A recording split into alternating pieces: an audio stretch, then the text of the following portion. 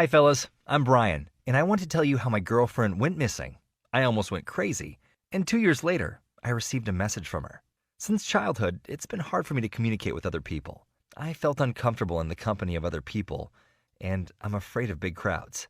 This is called social anxiety disorder, or simply social phobia. The modern world allows me to live comfortably with this disease.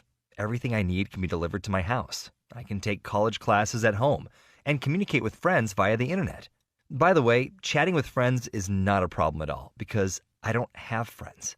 The only people I communicate with is guys from a group with a similar problem as mine. Through this group, I met Alice. She's 17 years old. She's very beautiful, and she's also funny. Sometimes I even wondered how she might have problems with communication because she's very energetic and joyful. And I was even more surprised about why she wanted such a weird long-distance relationship with me. She lived in New York, on the other side of America, but I didn't complain. We spent a lot of time together, chatting with each other and making video dates. In general, we had as healthy a relationship as two social phobic people could get.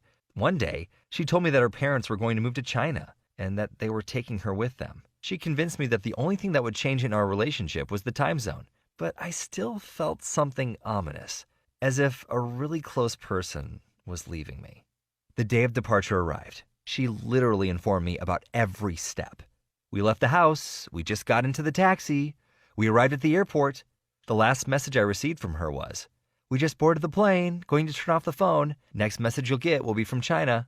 The flight was long, and I waited a long time for a message from her. But nothing came. Not even the next day. I became worried. What if something happened to her? I checked all the flights from New York to China. All the planes had landed successfully. Then I spent the whole day reading the Chinese news and looking for headlines with accidents. But I didn't find anything.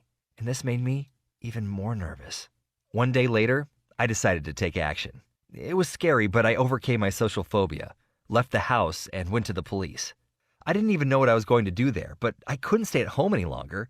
When I entered the station, I asked the on-duty officer, "Sorry, this is very urgent. My girlfriend is gone. You have to help me." I began to get very nervous. The policeman sat me in a chair and calmed me down. He asked her name and where I last saw her. Alice. She was in New York. I dated with her online, and a couple days ago she flew with her parents to China. And since that time, she hasn't gotten online. Something happened to her. The policeman must have thought that I was just some weird guy who was duped by a girl he met on the internet. And he said that they couldn't do anything because she flew away with her parents. So technically, she's not missing. But if something happened to them in China, then this can be found out through the U.S. consulate in China. This was my next step. I wrote a request to the consulate, but due to the fact that I'm not a relative, it's prohibited to give me any information unless I prove that I am not a stranger to their family. That was the problem. We were in a relationship for 1 year, but all we had in common was a messenger chat with a bunch of memes and thousands of minutes of FaceTime calls. No pictures together, no other contacts. I don't even know what her parents look like. This was the first time that I realized we were just ghosts in each other's lives. The consulate refused my request. At that moment, I was angry at everyone on Earth. Nobody cares about anything. That's why social phobia exists, because people are evil and selfish. I was desperate. My last chance was a private detective. He'd at least do it for the money, after all.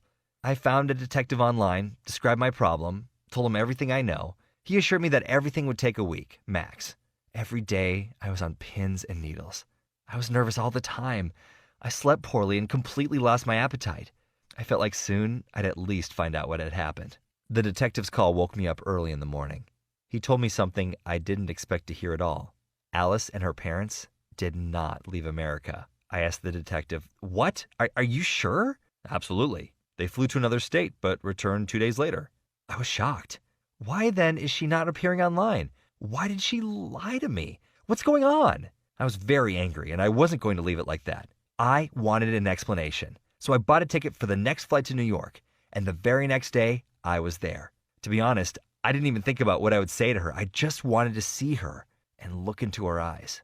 I took a taxi to the address that the detective gave me. When I arrived, I felt like my heart began to beat really fast. I was very nervous. Here it is, the moment of truth. Now I will get my answers. I knocked on the door, but no one answered. I knocked again, but nobody was there. I was getting very angry and just started banging on the door. An old lady from the next apartment heard the noise and walked into the hallway. I asked her, "Are your neighbors at home? I'm looking for my girlfriend Alice." The woman told me that I was too late. Her parents took Alice to the airport this morning. She's going to go to college in another state. I felt so bad at that moment. I mean, how could she do this to me? Couldn't she just tell me the truth? Why did she make up this story? There were so many questions and I had zero answers. I decided to just go back home and forget the last 2 weeks, like a nightmare. It's now been 2 years, and a lot of things have changed. Now I'm studying at college like a normal student. I have a girlfriend, and no, not an online girlfriend. She is my classmate. Why am I still telling the story? Because it's not over yet. Recently, I received an email from her. It said, "It's Alice. Read this, please." I was very surprised, and at first doubted whether I should read it, but I decided to open it. In the letter, she apologized for having disappeared like that. She wrote, "I couldn't just break up. I felt so sorry for you, so I decided to just disappear. I thought that if you believed that I was in another country, you wouldn't be able to look for me. I decided to do this because it was a chance to start a new, healthy life, but I felt guilty about it." This time, I wasn't angry. On the contrary, if this hadn't happened, I would still be sitting at home with my social phobia. But I overcame it because I wanted to find Alice. I don't feel offended by her or mad at her. I even feel grateful to her because now I have a great life and I'm happy. I hope you enjoyed watching this story. Do you think it's better to break up or just disappear? Did Alice do the right thing? Write about it in the comments.